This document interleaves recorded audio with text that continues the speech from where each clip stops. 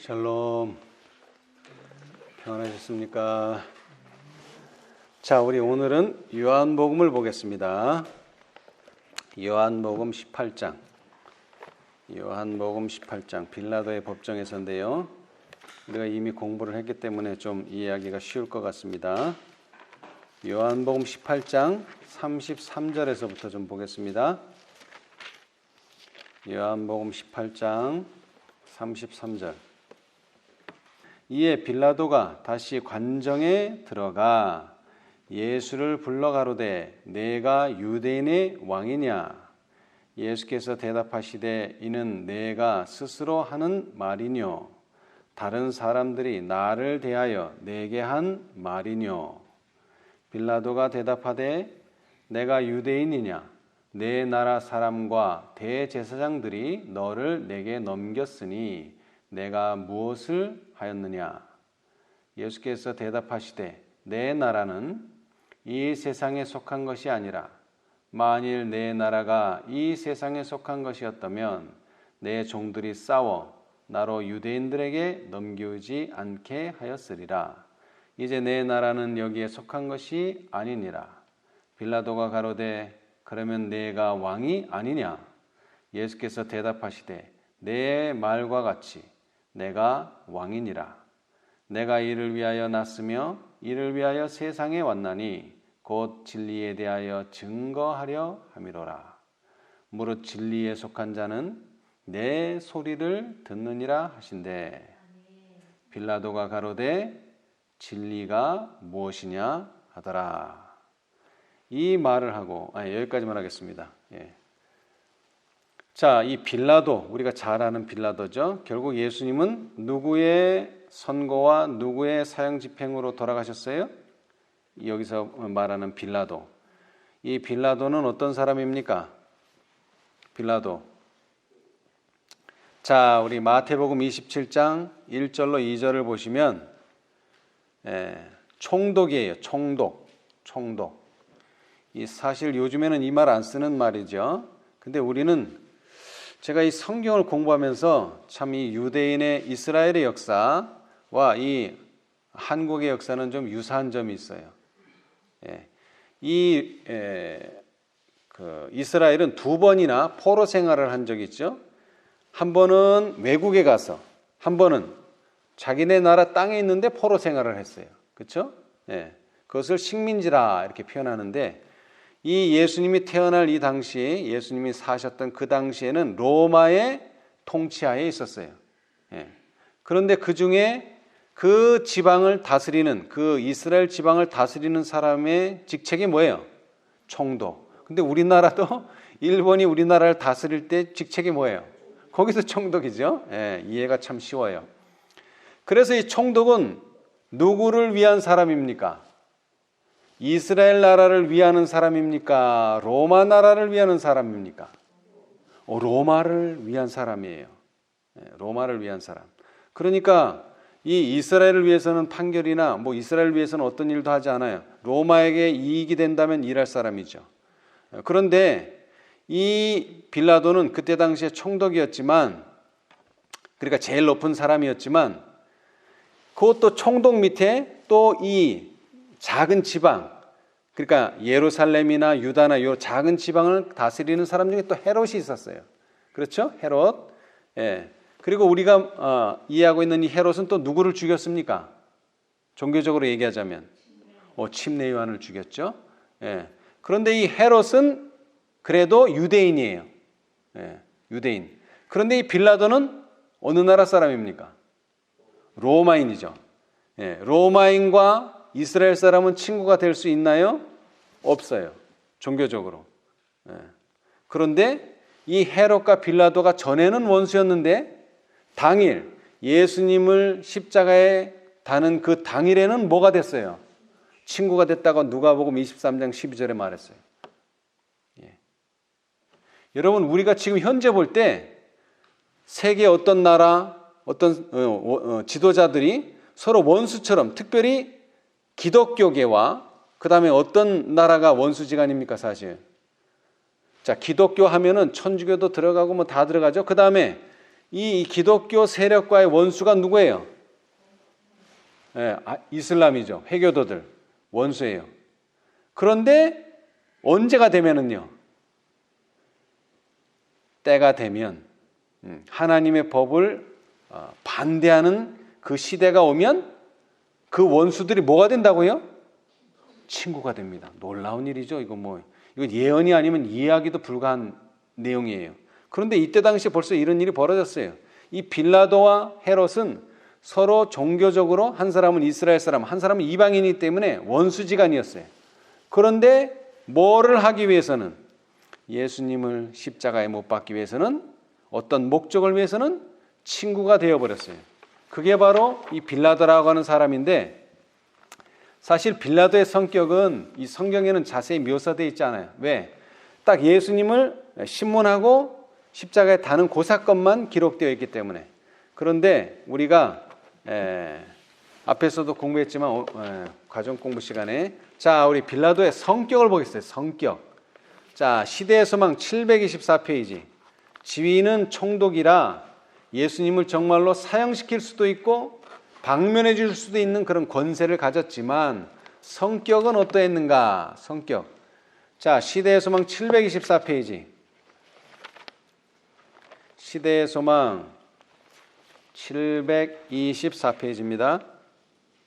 제사장들은 연약하고 우유부단한 빌라도와는 그들의 계획을 무난히 성취시킬 수 있으리라고 생각했다. 그럼 빌라도의 성격이 어떤가요? 아주 강단이 있고 거센 사람이 아니에요. 연약하고 우유부단해요. 그리고 어떤 일이 있었냐면, 저희가 알기로는 일전에 빌라도가 사형에 처할 만한 죄가 없는 사람들에게 뭐를 선고했죠? 사형 선고를 하고 그 사형 영장에 급히 서명한 일들이 있었다. 그래서 그의 생각에는 죄수의 생명이란 아무 가치가 없는 것이며 그에게 죄가 있느냐 없느냐 하는 것은 문제가 되지 않았다. 그렇기 때문에 예수님을 사형 선고해야 된다 그러면 이렇게 사인을 해줄 줄 알았어요. 그렇죠? 그런데 그렇게 되지 않았죠. 자, 그 다음 725페이지.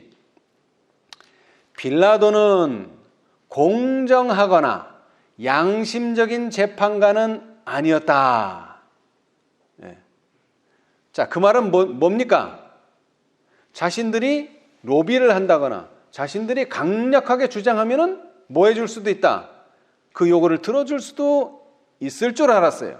근데 그게 그렇게 되질 않았죠. 왜 그렇게 되지 않았느냐?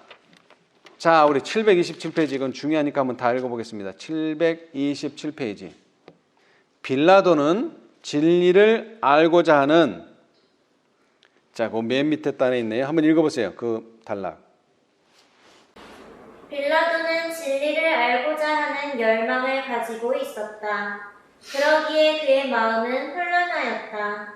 그는 구주의 말씀을 열심히 붙잡았으며 그의 마음은 그것이 참으로 무엇이며 어떻게 얻을 수 있는지를 알고 싶은 욕망으로 감동되었다. 진리가 무엇이냐고 그는 물었다. 그러나 그는 대답을 기다리지 않았다. 법정 밖의 소란함이 그에게 시간의 중요성을 일깨워 주었는데 이는 제사장들이 그로 하여금 즉시 행동하도록 시끄럽게 굴었기 때문이다. 그는 유대인들에게 나아가 나는 그에게서 아무 죄도 찾지 못하였노라고 힘주어 선언했다. 예, 우리가 보았다시피 빌라도는 공정하거나 양심적인 사람도 아니고 연약하고 우유부단한 사람이에요. 그런데 빌라도는 뭐를 알고자 하는 열망을 가지고 있었다고요? 진리를 알고자 하는 열망을 가지고 있었어요. 예.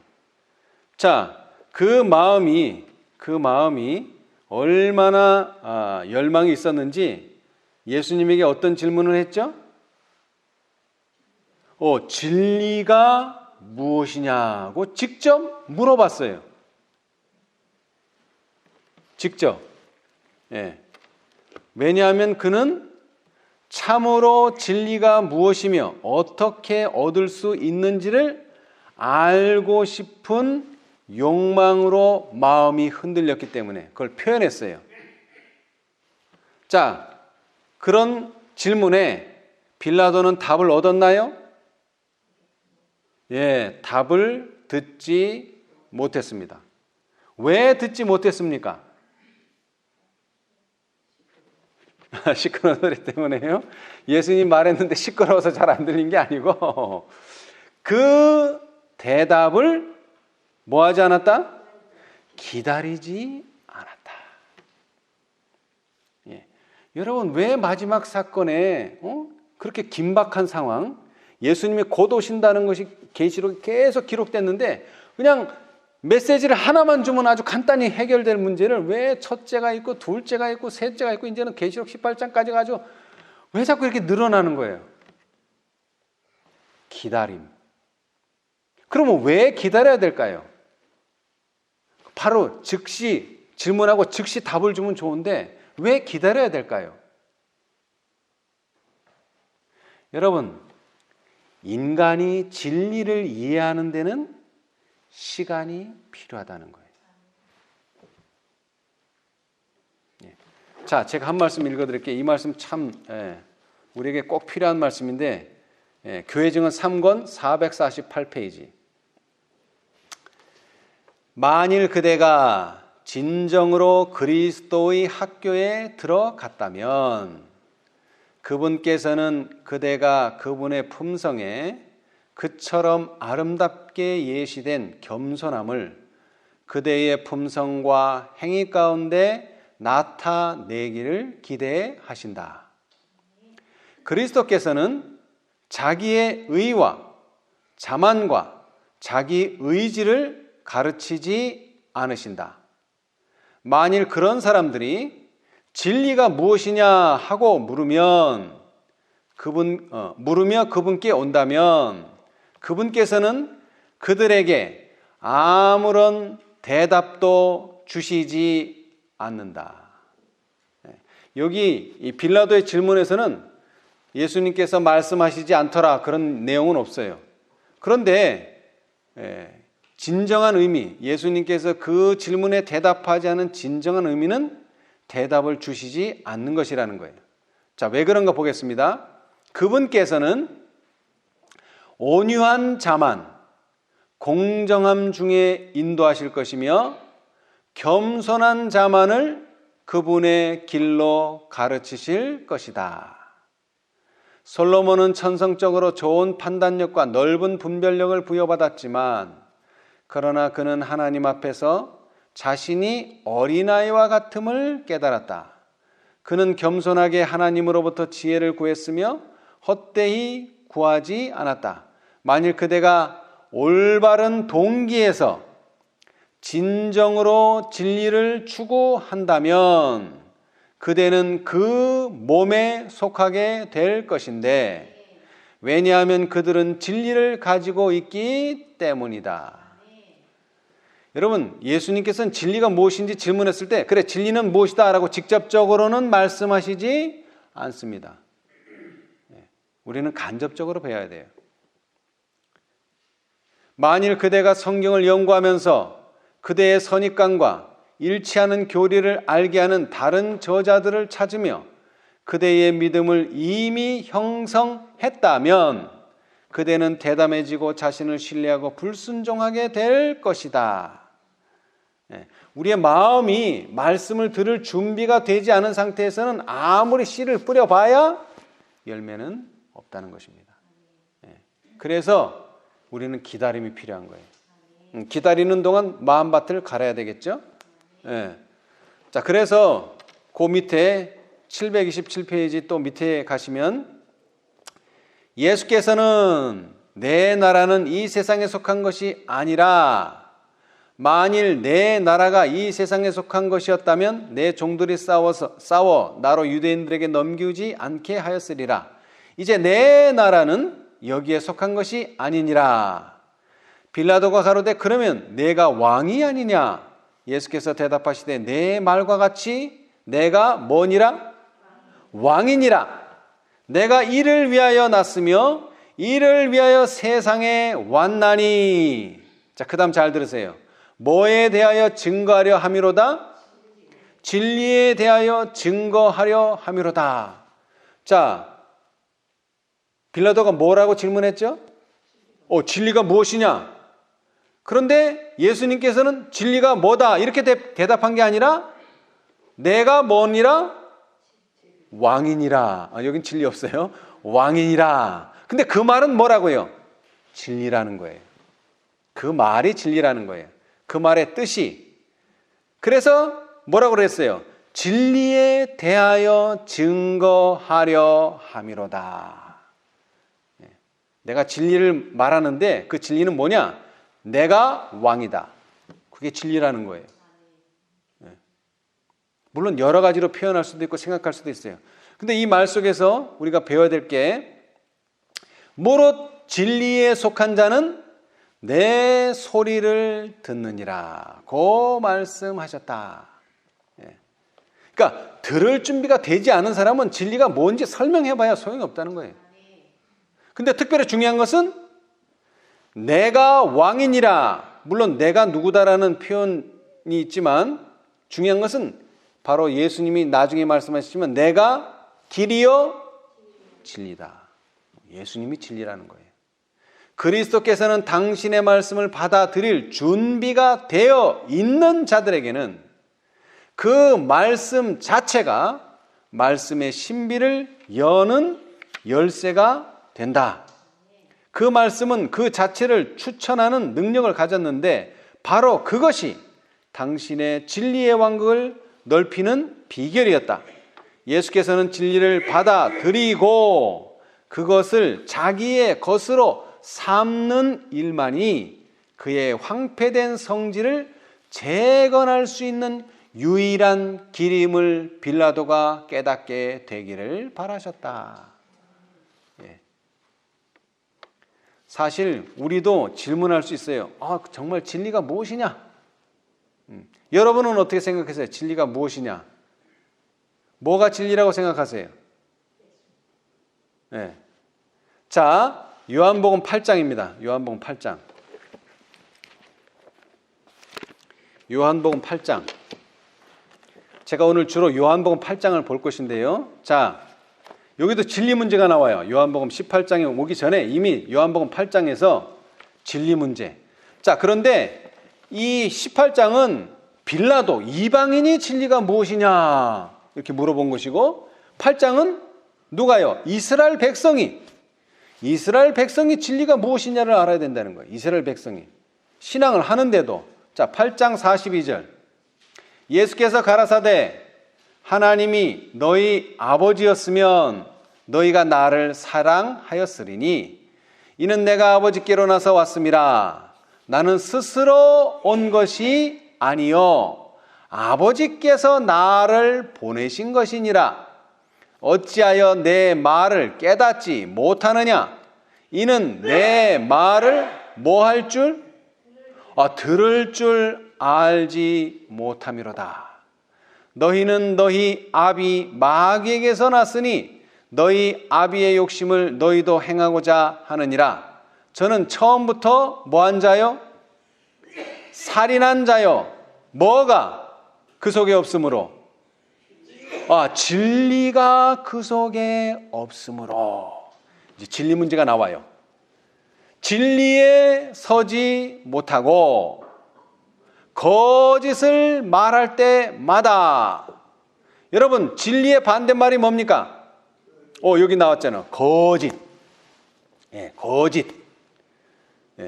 저는 이전에는 진리가 거짓의 반대니까 진리가 없으면 거짓인 줄 알았어요.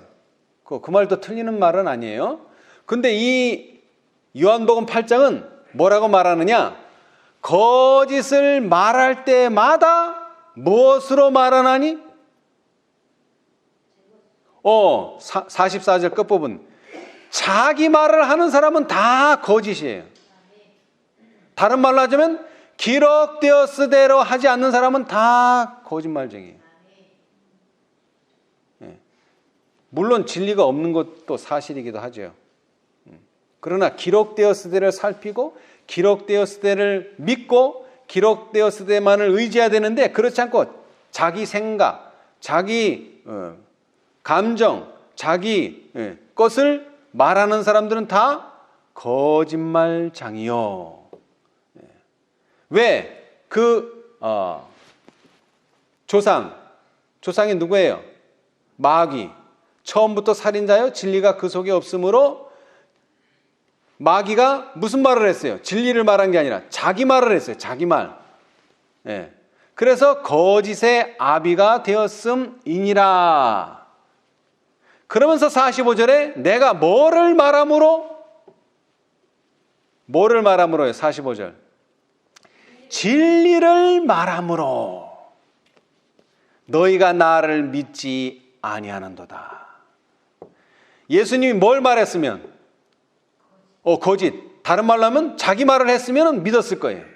근데 예수님은 자기 말을 안 했어요. 누구 말을 했어요? 나는 아버지가 보냈고 아버지를 대변해서 말한다. 이건 내 말 아니다. 그걸 계속 강조한 이유는 내가 진리를 말한다. 그 뜻이에요. 너희가 나를 믿지 아니하는도다. 너희 중에 누가 나를 책잡겠느냐? 내가 진리를 말하매 어찌하여 나를 믿지 아니하느냐?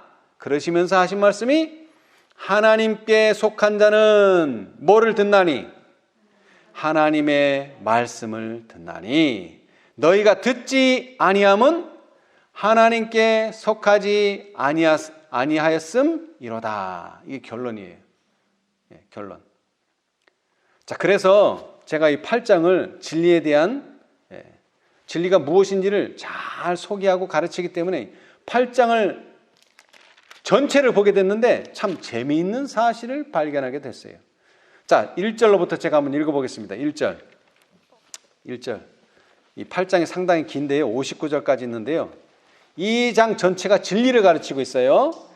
1절. 예수는 감람산으로 가시다. 아침에 다시 성전으로 들어오시니 백성이 다 나오는지라 앉으사 저희를 가르치시더니 서기관과 바리새인들이 간음 중에 잡힌 여자를 끌고 와서 가운데 세우고 예수께 말하되 선생이여 이 여자가 간음하다가 현장에서 잡혔나이다. 모세는 율법에 이러한 여자를 돌로 치라 명하였거니와 선생은 어떻게 말하겠나이까? 저희가 이렇게 말하면 고소할 조건을 얻고자 하여 예수를 시험함이러라. 여러분 이 내용은 잘 아시죠? 자, 돌로 쳐라 그러면 어떻게 되는 거예요? 돌로 쳐라 그러면 자비롭지 못한 사람이 되는 거고, 그러면 돌로 치면 안 된다 그럼 또 어떻게 돼요? 의문의 율법을 범하는 경우가 되고, 그러니까 어떻게 대답하든지 쳐라 해도 고소당할 조건이 되고 치지 말아라 그래도 고소당할 조건을 딱 가져온 거예요, 유대인들이. 자, 그런데 예수께서는 어떻게 답을 하셨어요? 예수께서 몸을 굽히사 손가락으로 땅에 쓰시니 저희가 묻기를 마지 아니하는지라.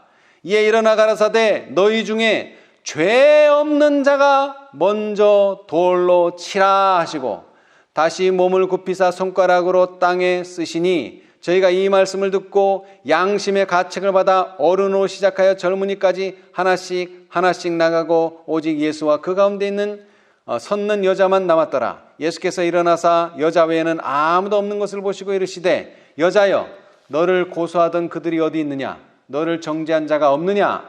대답하되 주여 없나이다. 예수께서 가라사대 나도 너를 정죄하지 아니하노니 가서 다시는 죄를 범치 말라 하시니라. 여러분, 서기관과 바리새인들이 누구를 잡아왔어요? 간음한 여인을. 왜 잡아왔죠? 예수님을 궁지에 몰아넣기 위해서. 자, 그런데 아이러니하게도 이 간음한 여인은 이스라엘의 영적 상태를 나타내는 거예요. 그런데 예수님이 데려온 게 아니에요, 간음한 여인을. 그죠? 자기네들이 데려와서 자기네들이. 그러니까 스스로 뭐예요? 우리는 간음한 상태입니다. 우리는 하나님을 떠난 상태입니다. 스스로 말하고 있는 거예요, 지금. 스스로. 네. 자, 그래서 예수님께서는 이 상태, 이런 상태에서는 예수님을 만날 준비가 되지 않았으니까. 12절 예수께서 또 일러 가라사대 나는 세상의 빛이니 나를 따르는 자는 어두움에 다니지 아니하고 생명의 빛을 얻으리라. 니네가 간음한 상태에 있지만, 하나님을 떠난 상태에 있지만 어디로 나오면? 빛으로 나오면 너희가 무엇을 얻으리라? 생명의 빛을 얻으리라. 왜? 나는 세상의 빛이니까. 이게 진리예요. 이 8장에서는 나는 세상의 빛이니, 이게 진리예요. 빌라도에게 한 말에는요, 나는 왕이니, 이게 진리예요. 그 사람한테는. 그러나 지금 이스라엘한테는요, 나는 세상의 빛이니, 이게 그들에게 진리예요. 바리새인들이 가로되 내가 너를 위하여 증거하니 내 증거는 참되지 아니하도다. 예수께서 대답하여 가라사대 내가 나를 위하여 증거하여도 내 증거가 참되니 나는 내가 어디서 오며 어디로 가는 것을 알미언이와 너희는 내가 어디서 오며 어디로 가는 것을 알지 못하느니라. 너희는 육체를 따라 판단하나 나는 아무도 판단치 아니하노라. 만일 내가 판단하여도 내 판단이 참되니 이는 내가 혼자 있는 것이 아니요 나를 보내신 이가 나와 함께 계심이라. 지금 유대인을 만나는 게 예수님 혼자가 아니라는 거예요. 누구가 함께 한다는 거죠? 자, 보세요. 17절 너희 율법에도 두 사람의 증거가 참되다 기록하였으니 내가 나를 위하여 증거하는 자가 되고 나를 보내신 아버지도 나를 위하여 증거하시느니라. 그러니까 증인이 몇 명이에요 지금? 2명. 하나는 예수님 자신, 그리고 두 번째는 예수님을 보낸 하나님 아버지도 증인이라는 거예요. 이에 저희가 묻되 내 아버지가 어디 있느냐? 예수께서 대답하시되 너희는 나를 알지 못하고 내 아버지도 알지 못하는도다. 나를 알았다면 내 아버지도 알았으리라. 이 말씀은 성전에서 가르치실 때에 연복의 앞에서 하셨으나 잡는 사람이 없으니 이는 그의 때가 아직 이르지 아니하였음이라라. 이게 분명히 하나님 아버지를 지칭했는데도 유대인은 모르는 척 네 아버지 어딨냐 이런 뚱딴지 같은 질문하고 있어요 지금. 나는 세상의 빛이니 예수님과 하나님 아버지께서 두 증인으로서 진리가 무엇인지를 분명히 보여주고 있어요. 자, 21절 다시 이르시되 내가 가리니 너희가 나를 찾다가 너희 죄 가운데서 죽겠고 나의 가는 곳에는 너희가 오지 못하리라. 유대인들이 가로되 저가 나의 가는 곳에는 너희가 오지 못하리라 하니 저가 자결하려는가? 예수께서 가라사대 너희는 아래서 났고 나는 위에서 났으며 너희는 이 세상에 속하였고 나는 이 세상에 속하지 아니하였느니라. 이러므로 내가 너희에게 말하기를 너희가 너희 죄 가운데서 죽으리라 하였노라. 너희가 만일 내가 그인 줄 믿지 아니하면 너희 죄 가운데서 죽으리라. 저희가 말하되 내가 누구냐? 예수께서 가라사대 아니 앞에서 말했잖아요. 내가 누구라 그랬어요? 예수님 자신을 가리켜 뭐라 그랬어요? 나는 세상의 빛이니 내가 너희를 대하여 말하고 판단할 것이 많으나 나를 보내신 이가 참되심에 내가 그에게 들은 그것을 세상에 말하노라. 여러분, 본인이 본인을 대변하는 거 이거 잘못될 수 있죠. 근데 이 본인이 본인을 대변하는데 제 것으로 대변합니까? 아버지가 주신 말씀으로 대변합니까? 아버지가 주신 말씀. 그러니까 대변이 된다는 거예요. 증인이 된다는 거예요. 제 것으로 말하면 그건 증인이 안 돼요. 그러나 제 것이 아니라 아버지의 것을 말하기 때문에 증인이 될 수 있어요. 저희는 아버지를 가리켜 말씀하신 줄을 깨닫지 못하더라.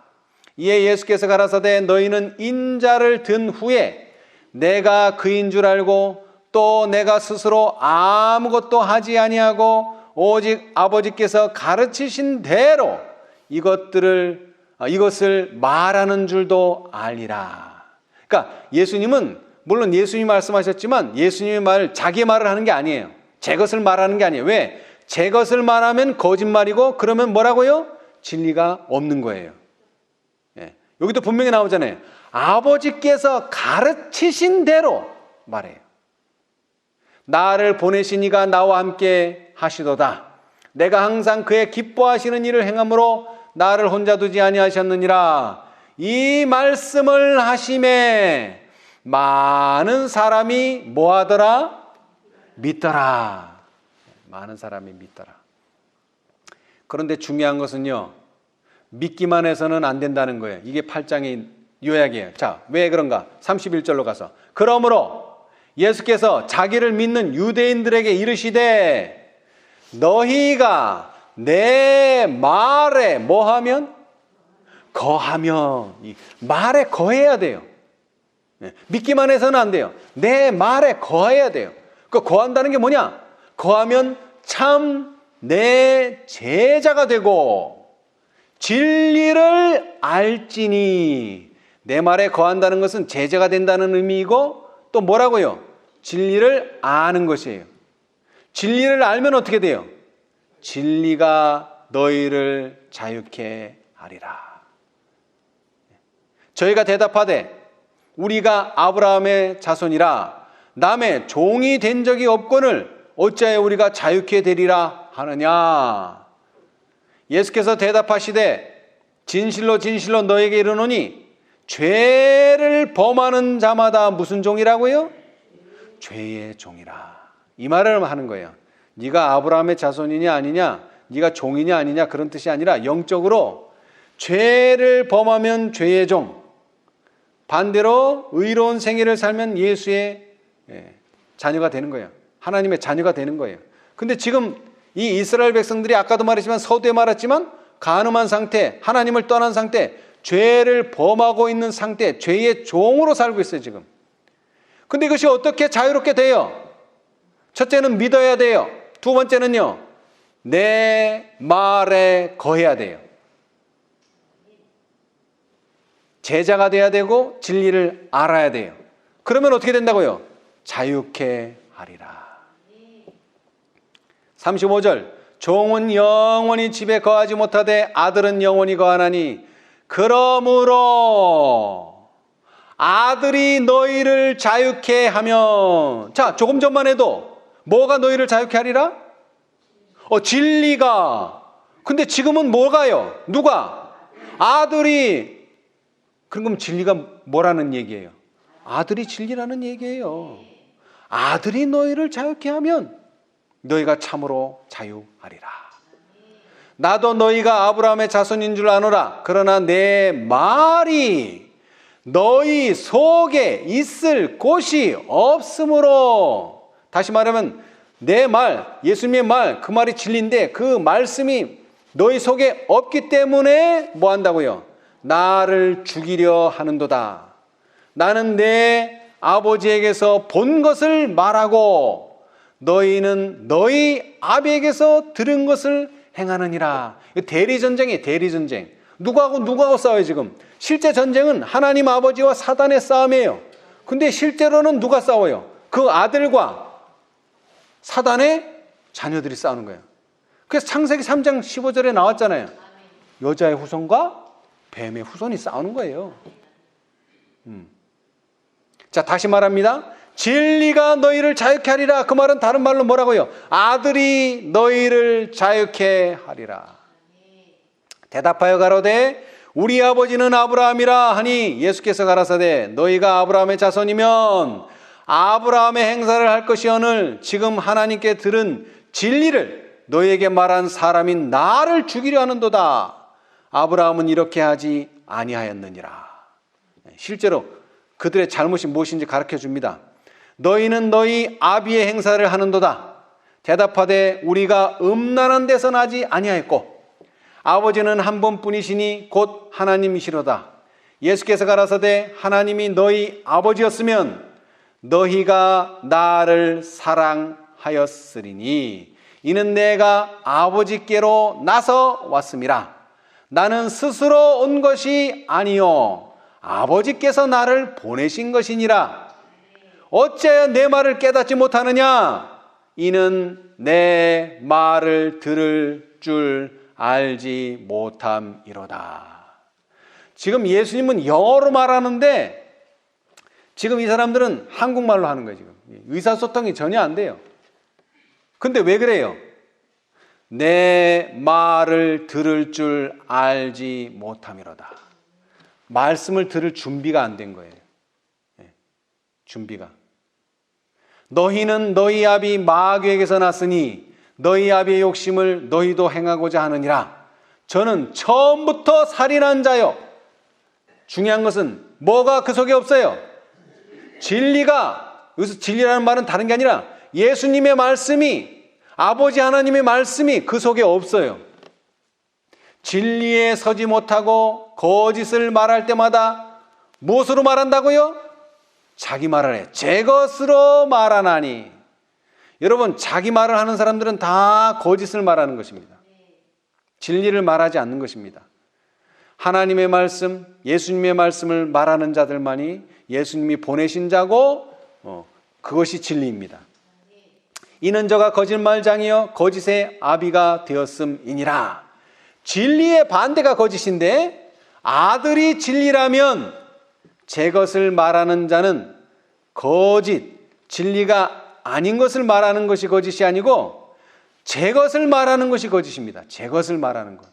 우리는 이렇게 되지 않도록 진리를 연구해야 돼요. 자, 45절 결론 부분입니다. 내가 진리를 말함으로 너희가 나를 믿지 아니하는도다. 너희 중에 누가 나를 죄로 책잡겠느냐? 내가 진리를 말하며 어찌하여 나를 믿지 아니하느냐? 하나님께 속한 자는 뭐를 듣나니? 하나님의 말씀을 듣나니. 너희가 듣지 아니함은 하나님께 속하지 아니하였음이로다. 이것이 계시록 14장과 18장에도 똑같이 적용됩니다. 유대인들이 대답하여 가로되 우리가 너를 사마리아 사람이라 또는 귀신이 들렸다 하는 말이 옳지 아니하냐? 예수께서 대답하시되 나는 귀신 들린 것이 아니라 오직 내 아버지를 공경함이오늘 너희가 나를 무시하는도다. 나는 내 영광을 굳이 아니하나 구하고 판단하시는 이가 계시니라. 진실로 진실로 너희에게 이르노니 사람이 내 말을 뭐하면? 지키면 죽음을 영원히 보지 아니하리라. 자, 여러분 잘 들으세요.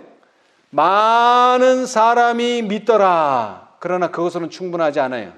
너희가 내 말에 거하면 내 제자가 되고 진리를 알지니 진리가 너희를 자유케 하리라. 그리고 마지막으로 뭐 하라고요? 내 말을 지키면 죽음을 영원히 보지 아니하리라.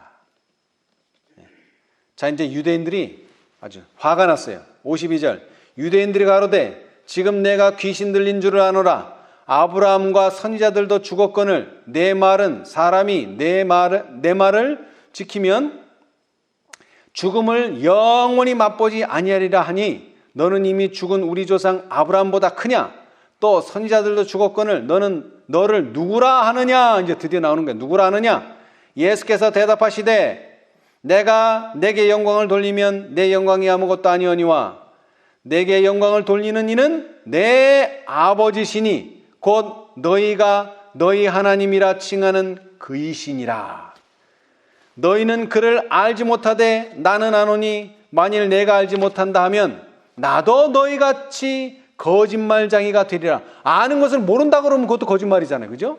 모르는 것을 안다는 것도 거짓말이지만 아는 것을 모른다 그래도 거짓말이에요. 나는 그를 알고 또 그 말씀을 뭐하노라? 지키노라. 계시록 14장 12절 성도들의 인내가 여기 있나니 저희는 하나님의 계명과 예수 믿음을 지키느니라. 두 가지를 지키라 그랬는데 그걸 한마디로 말하면 뭐? 그의 말씀을 지키는 자다. 너희 조상 아브라함은 나의 때에 볼 것을 즐거워하다가 보고 기뻐하였느니라. 유대인이 가로되 내가 아직 50도 못 되었는데 아브라함을 보았느냐? 예수께서 가라사대 진실로 진실로 너에게 이르노니 아브라함이 나기 전부터 내가 있느니라. 예수님의 신성을 딱 드러내니까 59절 저희가 돌을 들어 치려 하거늘. 예수께서 숨어 성전에서 나가시니라. 예수께서 진리를 드러내시자 유대인들이 뭐합니까? 돌을 들어 치려 했어요. 그래서 예수님께서는 성전을 스스로 떠나신 게 아니에요. 어떻게 되는 거예요 이게? 예수께서는 성전에서 쫓겨나신 거예요. 쫓겨나신 거예요. 왜? 그들이 계속 간음한 상태, 하나님을 떠난 상태를 계속 고집하기 때문에. 그래서 이 8장 전체는 스토리가 있다는 거예요. 스토리가. 먼저 그들의 상태를 보여줬어요. 너희는 죄 있는 상태다. 이 상태를 해결하려면 누구를 믿어야 된다? 진리를 믿어야 된다. 진리 자신이신 예수님을 믿어야 된다. 그래서 많은 사람들이 그 말씀을 듣고 믿었어요. 그런데 뭐 하는 일에 계속 매진하지 못했어요. 내 말에 거하는 일에, 또 더 나아가서는요, 내 말을 지키는 일에는 소홀했다는 것이죠. 그것이 우리가 과정 공부 시간에 빌라도가 뭐라고 질문했죠? 진리가 무엇이냐? 그래 놓고서는 대답은 기다리질 않아요. 그런 결론이 나왔다는 거죠.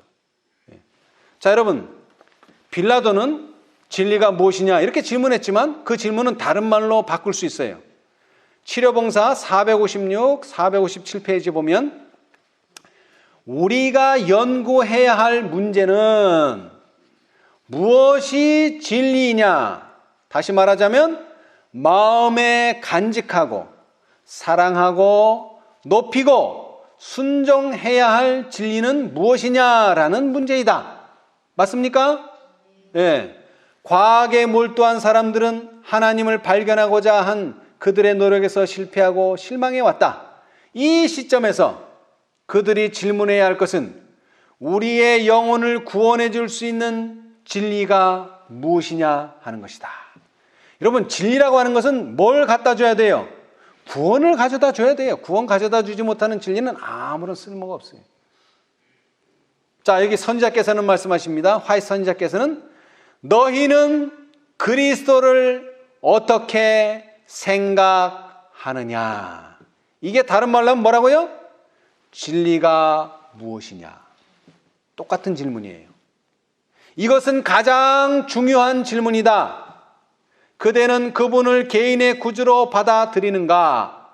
그분께서는 당신을 영접해드리는 모든 사람에게 하나님의 자녀가 되는 권세를 주신다. 그리스도께서는 당신의 제자들의 마음속에 특별한 일을 이루어 주시는 방법으로서 그들에게 하나님을 나타내셨다. 그분께서는 우리의 마음 속에서도 그와 같이 일하기를 바라신다. 너무 지나치게 이론에 사로잡힌 나머지 구주의 모본에 대한 산 능력을 잃어버린 사람들이 많이 있다. 여러분, 신학이 아니에요. 신앙이지. 우리는 신학을 하는 게 아니에요. 근데 어떤 사람들은 신학을 하는 사람들이 있어요. 신학을. 우리는 신학자가 되는 게 아니에요. 신앙인이 돼야 돼요. 신앙인. 너무나 지나치게 이론에 사로잡힌 나머지 구주의 모본에 대한 산 능력을 잃어버린 사람들이 많이 있다. 그들은 겸손하고 자아를 부정하는 일꾼이신 그분을 보지 못한다. 그들에게 필요한 것은 예수님을 바라보는 것이다. 우리는 매일 그분의 임재의 새로운 계시가 필요하다. 우리는 그분의 자아부정과 자아희생의 모본을 더욱 가까이 따라갈 필요가 있다.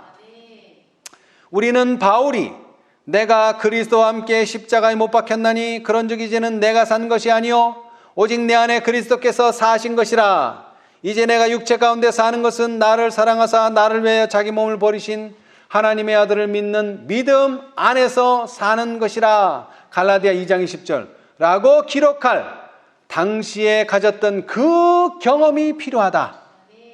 품성 속에 나타난 하나님과 예수 그리스도를 아는 지식은 땅과 하늘에서 평가되는 어떤 것보다 더욱 고상한 것이다. 그것이 바로 최고의 교육이다. 그것이 하늘 도성의 문을 여는 열쇠이다. 그리스도를 옷 입은 모든 사람이 이 지식을 소유하는 것이 하나님의 목적이다. 예수님께서 이 일을 하려고 오셨다는 거예요.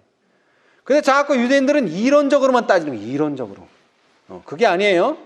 그리스도의 무슨 능력? 살아계신 모본의 능력을 우리가 보고 배워야 된다는 거예요. 자, 이번에는 우리 같이 찾아보시겠습니다. 자, 스가랴 12장 8절 성경 주석, 화이트 주석. 스가랴서 12장 8절. 스가랴 12장 8절. 스가랴 12장 8절. 다윗과 여호와의 사자 같은 사람. 스가랴 12장 8절 주석.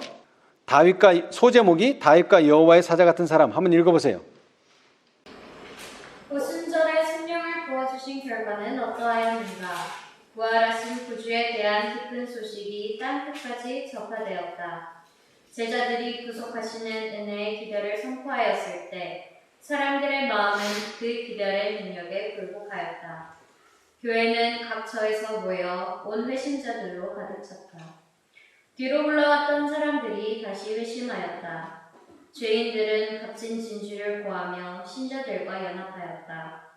복음에 대해 가장 혹독하게 반대하던 어떤 이들이 복음의 옹호자들이 되었다. 약한 자가 그날에는 다윗 같겠고 다윗의 족속은 여호와의 사자 같을 것이라는 예언이 성취되었다. 모든 그리스도인들은 그의 형제들에게서 하나님의 사랑과 자비가 나타난 것을 보았다. 한 가지 관심사가 널리 보급되었으며 한 가지 경쟁적인 주제로 다른 모든 문제들은 사라졌다. 신자들의 포부는 그리스도와 같은 품성을 나타내고 그분의 나라를 확장시키기 위하여 수고하는 것이었다. 아멘. 자, 그런데 이 말씀이 어디에 나온다고요? 사도행적 48페이지. 다시 말하자면 이 경험은 오순절에 성령을 부어주심에 대한 결과예요. 그렇죠? 예. 자, 그런데 우리는 뭘 앞두고 있죠?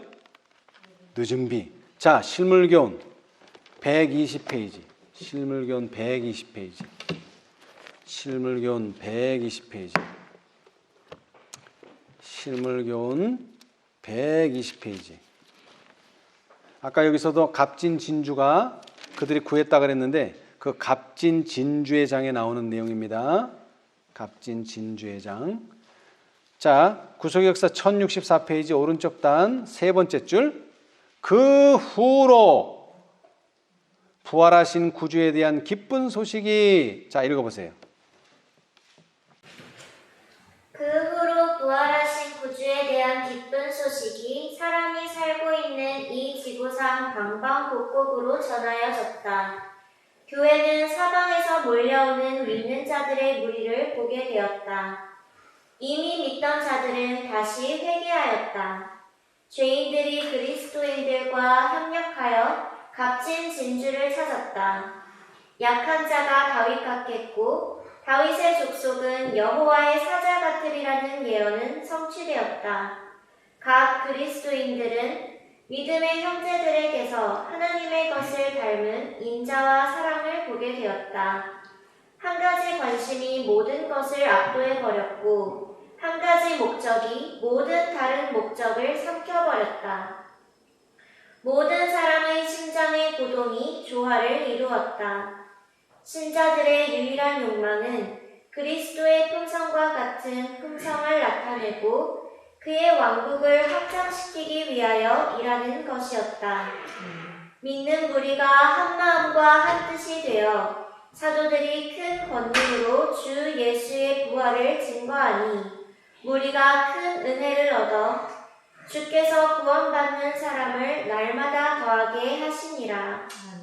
그리스도의 영이 온 회중에게 생기를 불어넣었다. 이는 그들이 값진 진주를 발견했기 때문이다. 아멘. 자, 여러분, 이 오순절의 경험이 어떻게 왔다고요? 그들이 뭘 발견했기 때문에? 값진 진주를 발견했기 때문이다. 몰랐던 것을 아는 그런 차원이 아니라 예수님을 직접 영적으로 만나는 경험, 그 경험이 사람들로 하여금 뭐를요? 진리가 무엇인지를 이해하게 했다는 거예요. 그리고 이러한 경험은, 자, 다음 단락, 이와 같은 일이 오늘날에도 반복되어야 하고 그때보다 더욱 큰 권능으로 반복되어야 한다. 근데 우리는 자꾸 이론만 따져, 이론. 지식만 따지고 앉았단 말이에요. 예수님을 만나는, 정말 값진 진주를 만나는 그 놀라운 경험은 없어요. 이 경험을 가지게 될 때 이른비보다도 뭐요? 더욱 큰 권능으로 반복된다고 분명히 여기 약속하셨어요. 예. 오순절에 부어진 성령은 이른비였다. 그러나 늦은 비는 더욱 풍성할 것이다. 성령은 우리가 당신을 구하고 받아들이기를 기다리신다. 그리스도의 충만하심이 성령의 능력으로 말미암아 다시 나타나야 한다. 사람들이 값진 진주의 가치를 깨닫게 될 때, 예수님의 가치를 깨닫게 될 때에 사도 바울처럼 그러나 무엇이든지 내게 유익하던 것을 내가 그리스도를 위하여 해로 여길 뿐더러 또한 모든 것을 해로 여김은 내 주 그리스도 예수를 아는 지식이 가장 고상함을 인함이라고 말할 것이다. 아멘. 예. 요한복음 8장은 말합니다. 진리에 대해서요. 그리고 우리가 어떠한 상태에 있는지도 말합니다. 그 원인도 말합니다. 모든 것을 말해요. 그러면서 예수님이 뭐라고 말했어요? 예수님은 말씀을 믿고 그 다음에는요, 그 말씀에 거하고 그 다음에는요, 그 말씀을 지키면 죄로부터 자유케 되는 것뿐만 아니라 죽음을 영원히 보지 아니하리라 라고 약속하셨습니다. 우리 모두가 다 예수님 안에서 인내하고 기다림으로 진리가 무엇이냐 하는 질문, 무엇이 진리, 곧 마음에 간직하고 사랑하고 높이고 순종해야 할 진리인가 라는 문제, 다른 말로 하면 그리스도를 어떻게 생각하느냐라는 가장 중요한 질문의 대답을 예수님께로부터 듣게 되기를 간절히 바라면서 오늘 말씀 마치겠습니다. 감사합니다.